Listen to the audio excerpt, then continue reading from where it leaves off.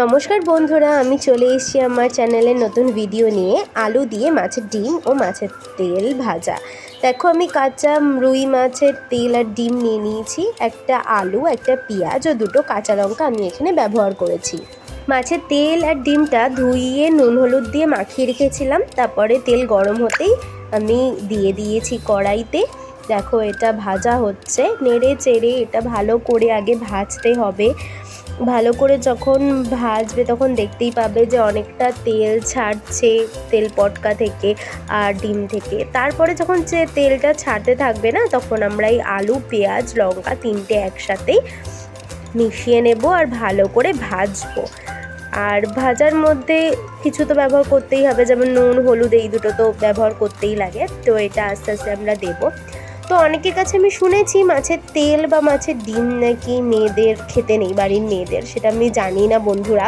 তো তোমরা কমেন্টে জানিও যেটা সত্যি কি মিথ্যে। কিন্তু আমি ছোটোবেলা থেকে মাছের তেল, ডিম দুটোই খেয়েছি।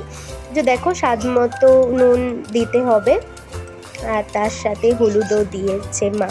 এই রান্নাটা মাই করেছে, আমি ভিডিওটা তুলেছি, কারণ সব রান্না তো আর আমি পারি না, মায়ের থেকেই আমি শিখছি। তো তোমাদের জন্য আমি মাকেই বলি যে করতে। দেখো, হলুদও অ্যাড করা হয়ে গেল।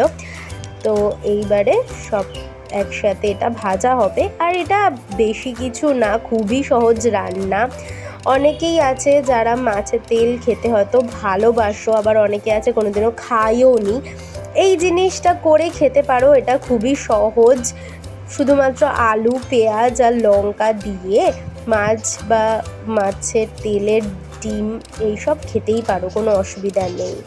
আর ভালোই লাগে খেতে, খেতে খুব ভালো লাগে। একবার তোমরাও করে দেখো। এরমভাবে আমরা পুরোটাই ভেজে নেব। দেখতে থাকো কীরমভাবে আমার মা পুরোটাই ভেজেছে।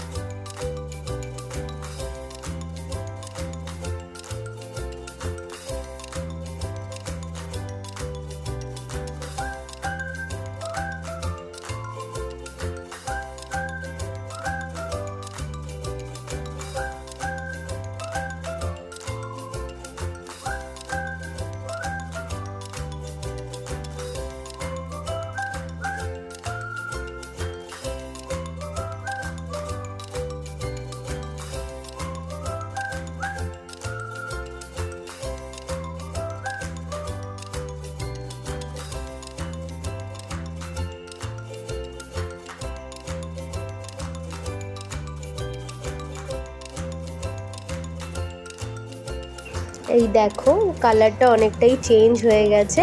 বুঝতেই পারছো যে হয়েই গেছে আলু ভাজাটা। আর আমার মা তো মাঝে মাঝে আলুগুলোকে দেখছিল যে হয়েছে কিনা, ভাজা সেদ্ধ হয়েছে কিনা আলুগুলো। তো আলুগুলো খুব ভালোভাবে সেদ্ধ হয়ে গেছে, দেখতেই পাচ্ছ।